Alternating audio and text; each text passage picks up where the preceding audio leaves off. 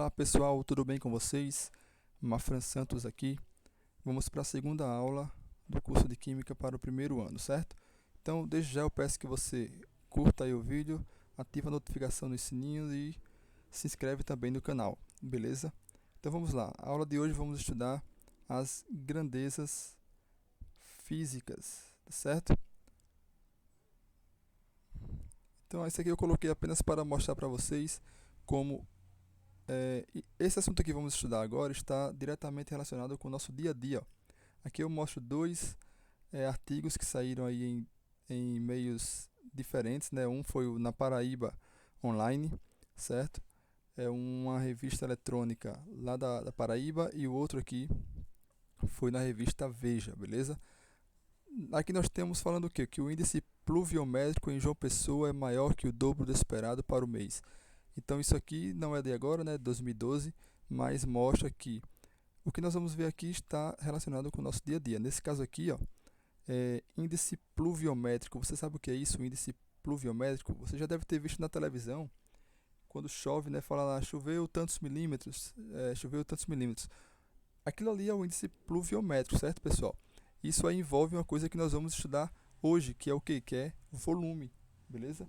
Envolve quantidade de volume. Então, desde já eu deixo aí para você pesquisar um pouco mais sobre o índice pluviométrico. Pode também ler aqui esta reportagem, beleza? E aqui embaixo nós temos aqui, ó, cada vez mais quente, falando de quê, ó? Da temperatura ambiente, beleza? Que é uma coisa que nós vamos estudar também neste vídeo, a temperatura, beleza? Então vamos lá. Então, grandezas físicas. O que é que nós vamos ver aqui, ó? Existem diversas grandezas físicas, as quais nós vamos estudar algumas hoje. Nós podemos citar algumas como o volume, beleza? Que eu acabei de falar. A massa, a densidade é uma grandeza física, a pressão, temperatura. O calor, nesse caso, não é uma grandeza física, certo? Não sei porque eu deixei aqui, mas calor não é. Esquece o calor aí, beleza? E solubilidade, certo? São os exemplos de grandezas físicas, retirando aqui o calor, beleza? O calor não é uma grandeza física, ok?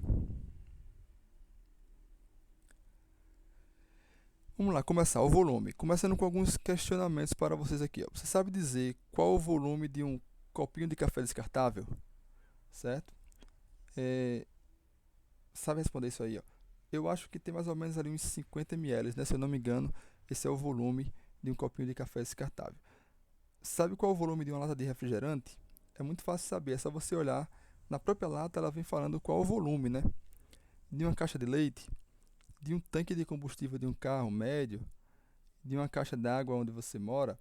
E aí, nós podemos ver aqui, ó, que o volume, né, a quantidade de volume está muito relacionada, está muito presente no nosso dia a dia. Temos aqui diversos tipos de exemplos onde podemos citar o volume, certo? O que é o volume, né? O volume é uma quantidade que vai indicar, ó, o espaço ocupado por um corpo ou objeto. Então, quanto maior o volume, maior é o espaço que aquele corpo ou que aquele objeto ocupa. Isto é, uma garrafa de 1 litro ocupa um volume maior, ocupa um espaço maior do que uma garrafa de 500 ml, certo? Porque quanto maior o volume, maior o espaço que o corpo vai ocupar, beleza? Então, vamos imaginar que nós temos aqui esse cubo, e vamos imaginar que esse cubo aqui é uma caixa d'água, a caixa d'água da sua casa aí, ó.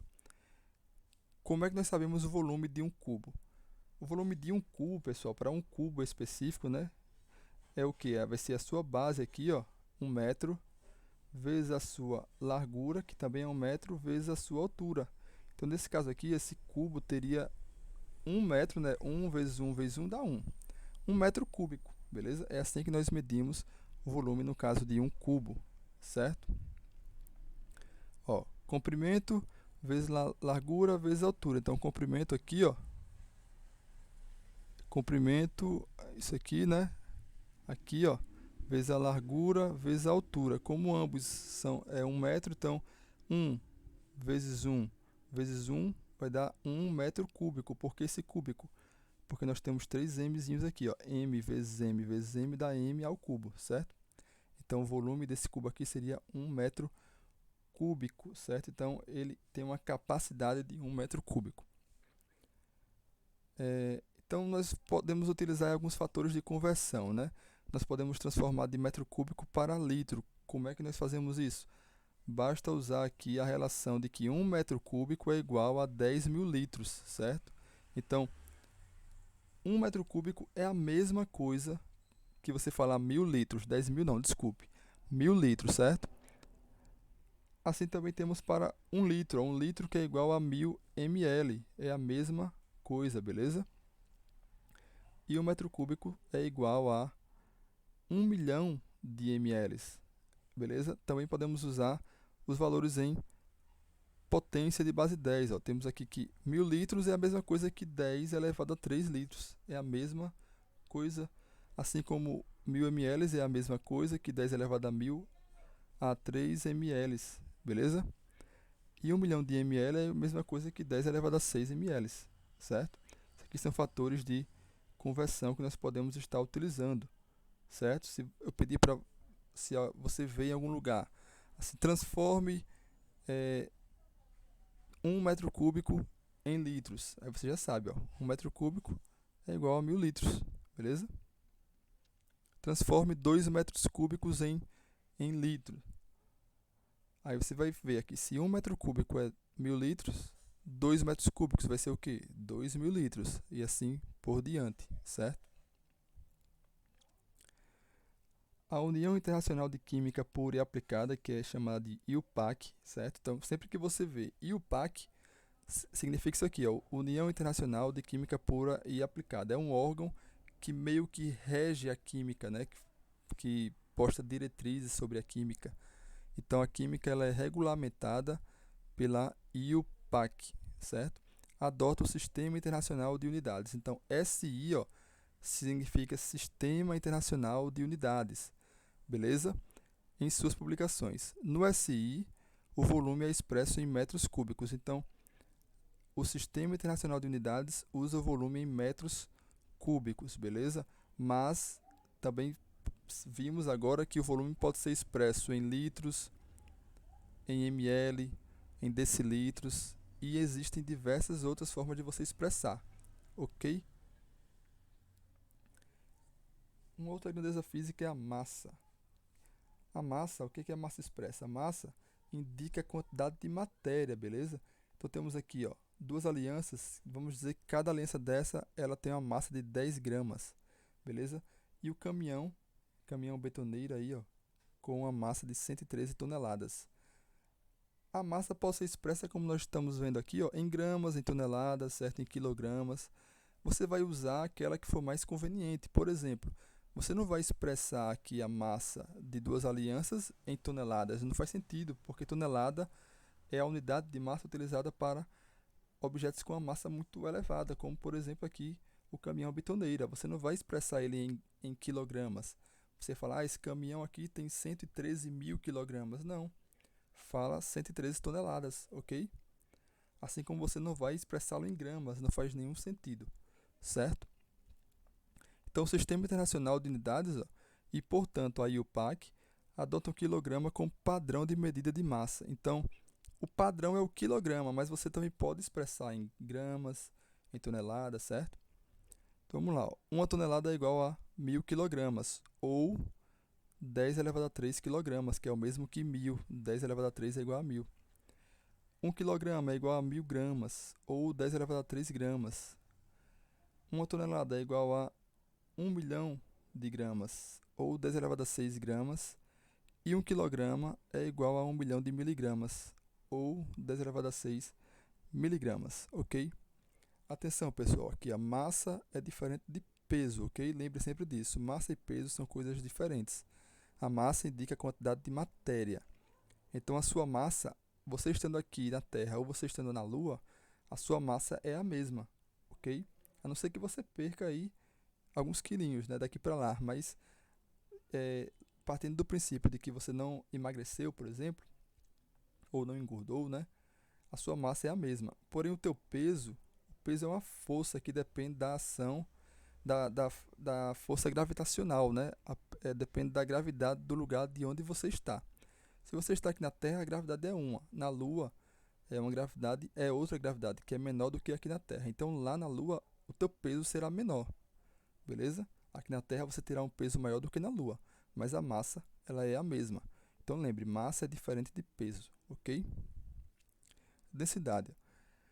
Considerando a atração gravitacional do planeta Terra, responda. Aqui é uma perguntinha que todo mundo faz aí, ó. O que pesa mais, 1 quilo de chumbo ou 1 quilo de algodão? Né? Todo mundo vai falar, 1 quilo é 1 quilo, né? Outra gente que vai cair nessa pegadinha e falar, o quilo de chumbo pesa mais, porque o chumbo é mais pesado, né? Mas, porém, é, 1 quilo, ó, 1 quilo é 1 quilo, tanto para chumbo ou para algodão. A massa é a mesma, certo? Beleza? A massa é 1 quilo, acabou. Não é, um não pesa mais que o outro, não tem como, porque 1 quilo vai ser sempre 1 quilo, certo? Não importa se é de chumbo, se é de algodão, se é 1 quilo de água, se é 1 quilo de ar. 1 quilo vai pesar sempre, é a massa de 1 quilo. E pronto, beleza? Então, por que que a gente sempre tende a pensar que o chumbo vai pesar, 1 quilo de chumbo vai pesar mais? Porque na verdade, pessoal, o chumbo, inconscientemente, a gente sabe que o chumbo ele é mais denso. O que é que significa mais denso? Significa que um certo volume de chumbo consegue acomodar uma massa maior do que aquele mesmo volume de algodão. Explicando aqui melhor, aqui vamos ver em termos de densidade. Ó.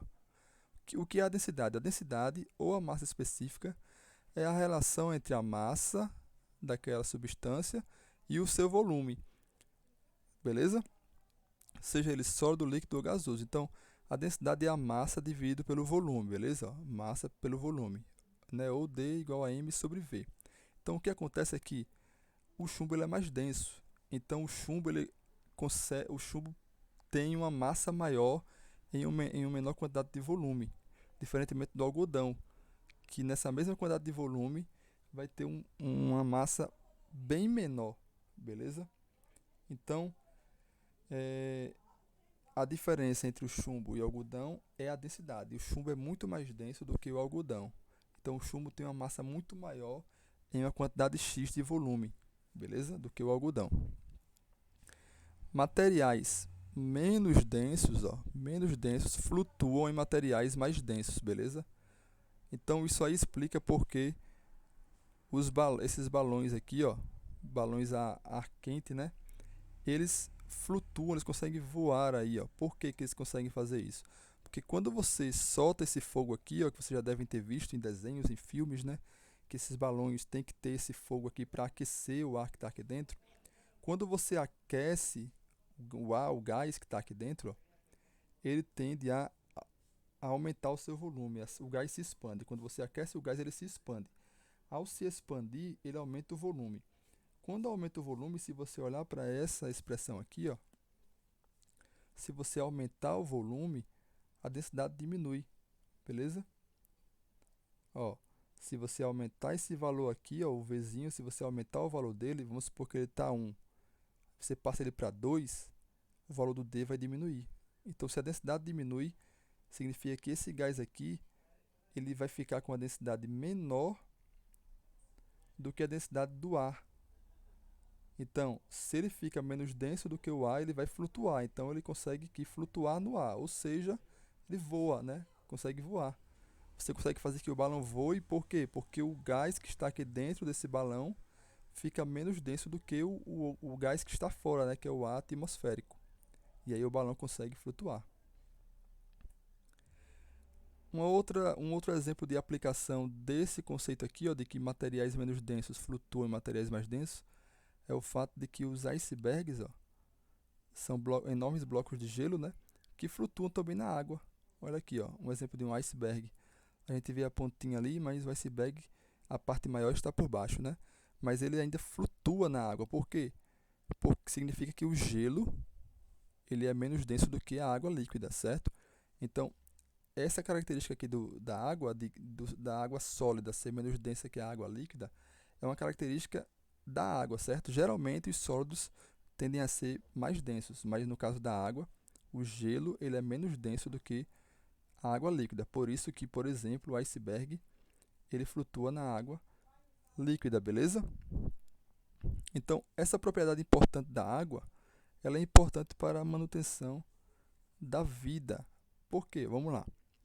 Em lugares muito frios, ó, onde a temperatura ela é 0 °C ou abaixo de zero, em 0 °C a água ela tende a congelar, beleza? Então, em lugares muito frios, aqui, vamos supor que aqui está 0 °C aqui, ó.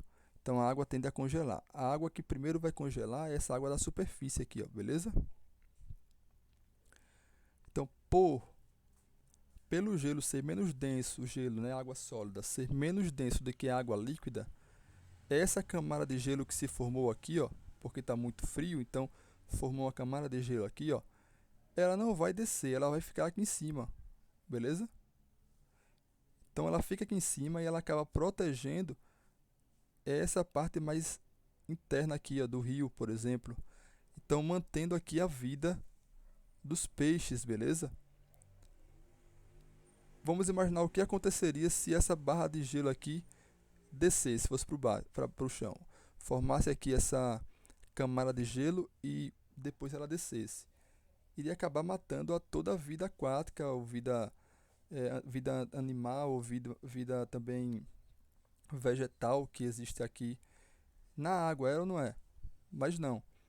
Como o gelo é menos denso, ele fica aqui em cima e ele acaba protegendo aqui a vida marinha. Tem aqui embaixo, beleza? Muito interessante isso aí. Olha aí, ó, o que aconteceria se caísse, ó. Se o gelo fosse mais denso do que a água líquida. O gelo viria aqui para baixo e iria acabar matando aqui toda a vida aquática, a vida marinha que nós temos aqui dentro nesse exemplo aqui, beleza?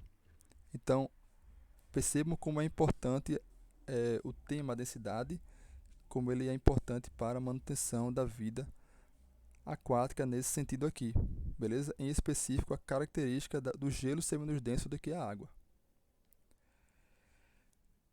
Um outro exemplo é isso aqui, ó. Correntes de convecção. O que é isso? Em 4 graus Celsius, a densidade da água, em 4 graus Celsius a água ainda é líquida, certo? E em 4 graus Celsius a sua densidade é a maior possível. Vamos supor aí que seja 1,4 gramas por ml, a densidade da água nessa temperatura.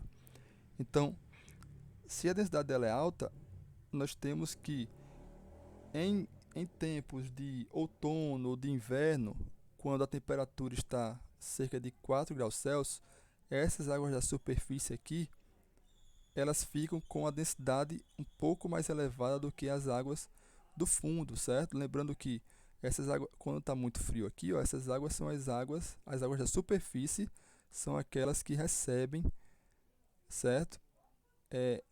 Essa maior quantidade aí de frio, né, digamos assim. Então elas ficam com a densidade mais elevada, beleza? E acabam o quê? Como elas ficam com a densidade maior, elas vão descer, né? E ao descer, pessoal, elas acabam espalhando os nutrientes que estavam aqui na superfície, elas trazem esses nutrientes e elas acabam entregando esses nutrientes para as regiões mais profundas aqui do lago, por exemplo, do mar, do rio, não sei, beleza? Então, ao entregar esses nutrientes, elas acabam, esse processo que é chamado de correntes de convecção, acaba ajudando na manutenção da vida marinha, beleza? Porque se esses nutrientes ficassem só aqui na superfície, iriam chegar poucos nutrientes para as regiões mais profundas e essas algas, até alguns peixes, alguns seres vivos aqui iriam acabar morrendo por falta de nutrientes. Mas por causa dessas águas aqui, ó, que ficaram com a densidade um pouco maior e desceram e trouxeram os nutrientes, ocorre a manutenção aí da vida marinha. Então isso aí também é muito importante, mais uma vez, para a manutenção da vida, beleza? Temperatura e calor, beleza? Temperatura é uma grandeza física. O calor não, mas nós vamos fazer uma relação aqui entre temperatura e calor, beleza? Aqui temos uma imagem, ó, de termômetros de rua que marcam a temperatura naquele local ali, né? Mas o que é temperatura? Sabe dizer o que é temperatura? Temperatura é uma grandeza física que está relacionada à energia térmica de um material. Então, quanto maior a temperatura, maior a energia térmica de um determinado material. Beleza? A temperatura ela pode ser expressa em graus Celsius, Kelvin e Fahrenheit. Porém, nós vamos focar aqui nos graus Celsius e graus Kelvin, beleza? Como é que eu transformo de grau Kelvin para grau Celsius? Muito simples. Ó. A temperatura em graus Celsius vai ser igual à temperatura em Kelvin menos 273. E para transformar de graus Celsius para Kelvin, é isso aqui. A temperatura em Kelvin vai ser igual à temperatura em graus Celsius mais 273. Beleza? Vamos ver aqui um pequeno exemplo. Transforme 25 graus Celsius em Kelvin. Vamos lá.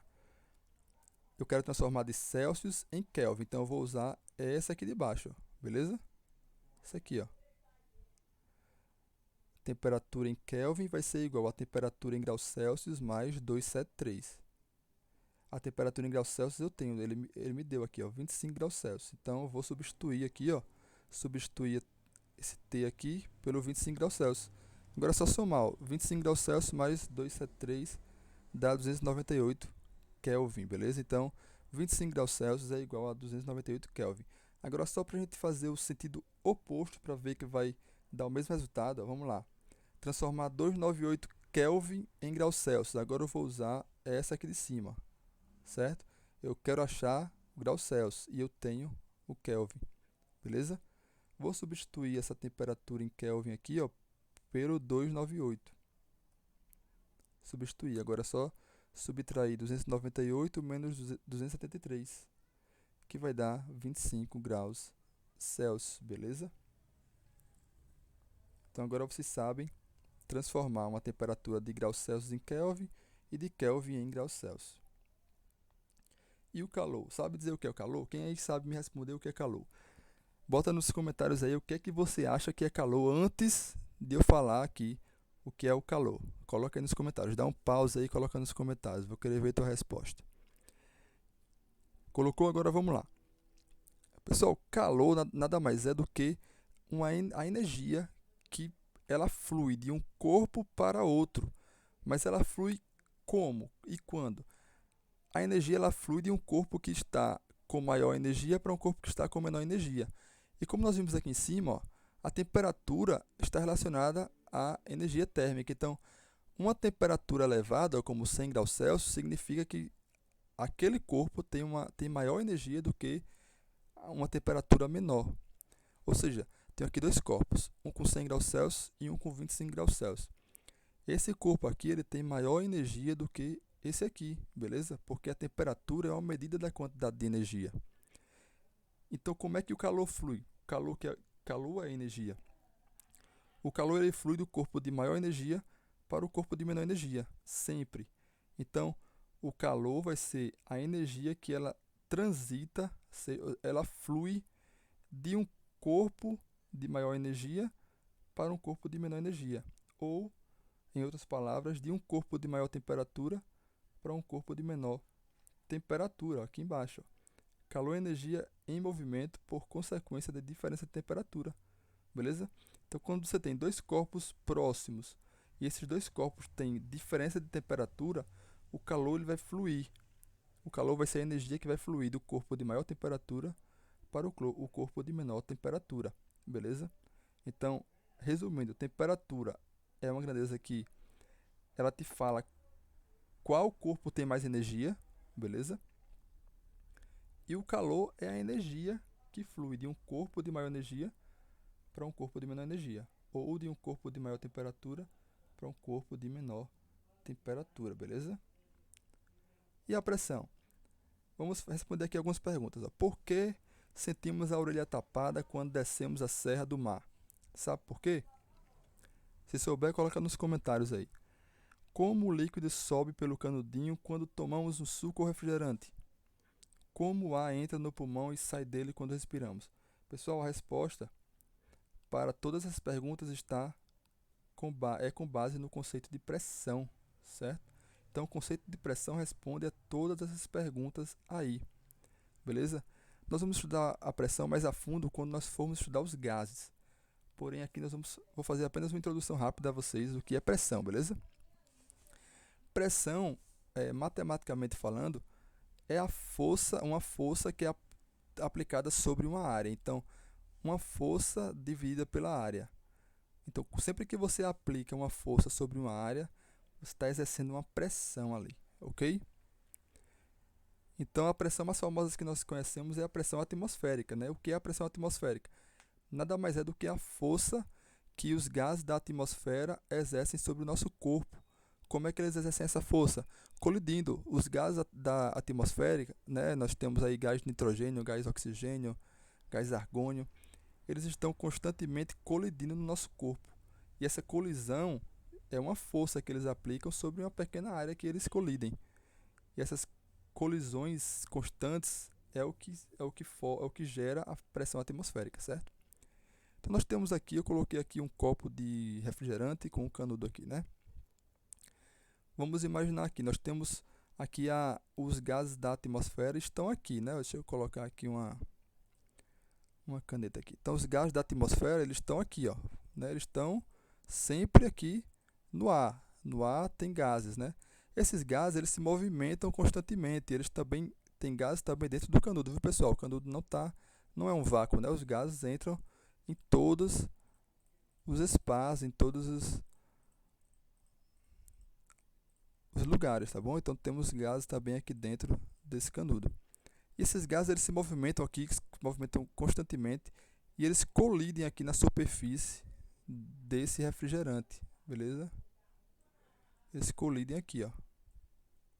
Essa colisão gera aí uma pressão atmosférica que eles exercem sobre a superfície desse refrigerante. E os gases que estão aqui dentro do canudo também, ó. Também eles vêm e colidem aí na superfície do refrigerante, certo? Gerando uma pressão atmosférica que é igual à mesma pressão que esses gases exercem aqui no refrigerante por dentro do canudo, é a mesma pressão que esses gases exercem no refrigerante por fora do canudo, beleza? Certo. Então, vamos responder aqui uma pergunta aqui, ó. Essa aqui. Como o líquido sobe no canudinho? Quando tomamos um suco ou refrigerante? Pessoal, quando nós sugamos aqui esse canudo aqui, ó, nós sugamos o ar que está aqui dentro, beleza? Então, quando nós sugamos aqui, ó, vamos passar para essa imagem aqui. Quando nós sugamos esse ar aqui, nós tiramos o ar, né? Esse canudo ele fica evacuado. O que é um canudo evacuado? Ele fica no vácuo, certo? Nós evacuamos ele, tiramos todo o ar. Então fica um completo vácuo aqui, ó, não tem mais ar aqui dentro. Então essa pressão atmosférica que o gás exercia aqui no refrigerante anteriormente, quando nós puxamos o gás, não tem mais essa pressão atmosférica. Porém, a que vem de fora do canudo ainda existe, certo? Porque o ar atmosférico ainda está lá. Então essa pressão aqui, ó, que está em azul, ainda existe. Porém, a que estava dentro não existe mais. Então, essa pressão empurra o refrigerante aqui, ó, ele vai tentar escapar por onde? Pelo canudo, certo? E é assim que o refrigerante ele vai subir pelo canudo quando nós estamos tomando ele com o uso do canudo, é claro, né? Deu para entender, pessoal?